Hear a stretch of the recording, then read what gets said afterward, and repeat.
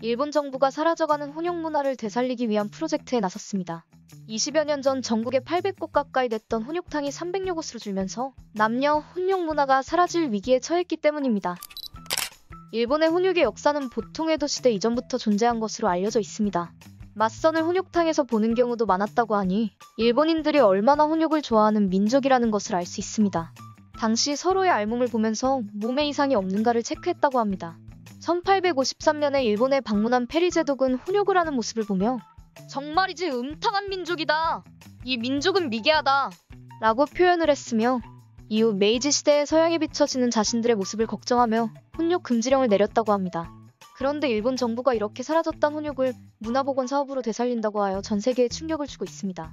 일본 매체 가오쿠 신문은 혼욕시설이 있는 온천장과 연계해 젊은 층 여성 성소수자들이 이용하기 쉬운 혼탕 문화를 조성하는 프로젝트를 시작했다고 지난 1일 보도했습니다. 이번 프로젝트는 귀해진 혼욕시설을 관광자원으로 유지하고 혼탕 문화를 후세에 남기는 게 목적으로 보입니다. 지난달 25일 프로젝트에 참여 의사를 밝힌 30여 명의 혼욕탕 관계자들이 한 온천에 모여 첫 회의를 가지기도 했습니다. 이날 회의에는 온천 마스터 자격을 가진 탤런트 키타데 쿄코씨가 강사로 나와 혼욕탕 성공 사례를 소개했습니다. 키타데 쿄코는 1993년 혼욕시설이 있는 전국의 온천여관 약 800곳이었지만 현재 300여 곳으로 줄었다 라며 입욕 시 오차경을 의무화한 온천에서는 젊은 여성의 이용이 늘어나 혼욕 문화를 계승하는 데 효과적이라고 밝혔습니다. 하지만 아무리 전통 문화라고 하더라도 여성들에게 부담스러운 것은 사실입니다. 실제 혼욕탕의 남녀 비율은 2대8로 여성 사용자는 매우 적은 것으로 알려져 있습니다. 이에 혼욕을 체험해본 사람들을 대상으로 인터뷰를 진행해봤는데요. 물론 예쁜 여성이 온천 안으로 들어오면 어쩔 수 없이 의식하게 된다. 여성이 노출한 상태로 당당하게 다니면 눈들 곳을 몰라 고개를 숙이는 경우도 있다. 고 본심을 내비쳤습니다. 또 다른 40대 남성은 여성과의 혼욕은 비일상적인 경험으로 서로 부끄러운 듯한 모습을 보는 것은 신선한 자극이 된다. 고 고백했습니다. 밖에도 일부 남성들은 단지 호기심에 혼욕 온천을 찾아 문제가 되고 있다고 합니다. 일명 악어로 불리는 이들은 탈의실부터 매복해 이제나 저제나 여성이 오기만을 기다립니다. 노천탕에서도 여성이 들어서면 음흉한 행동을 일삼아 이용자들을 곤란하게 만든다고 합니다. 불상사를 방지하기 위해 프런트에서 감시 카메라로 수상한 사람을 체크하는 경우도 있다고 합니다.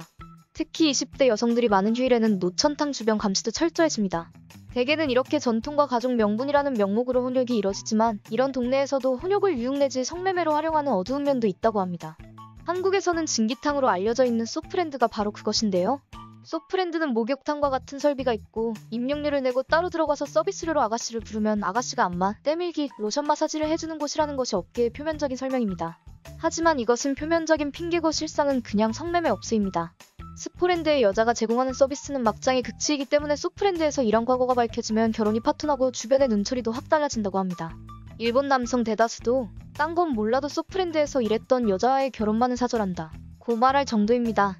사실 일본은 1956년에 매춘방지법이 제정되면서 성매매 및 날선을 완전 금지하고 있으며 당연히 처벌 규정도 존재합니다. 하지만 유사성행위는 성매매로 구분되지 않고 성적 서비스라는 별개의 카테고리로 취급하며 성적 서비스에 있어서는 법적으로 허용이 되고 있습니다. 그래서 벌거벗고 부둥켜안고 뭐라든 성기에 삽입만 이루어지지 않는다면 괜찮다라는 얘기입니다.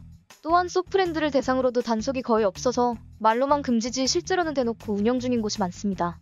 단골이나 소개를 받은 손님에게만 살짝 뒷문 영업을 제공한다거나 종업원이 단골 확보를 위해서 수입에게 영업을 하는 경우도 있고 몇몇 지역은 그냥 아예 거리 하나의 통째로 밀집되어서 대놓고 영업합니다.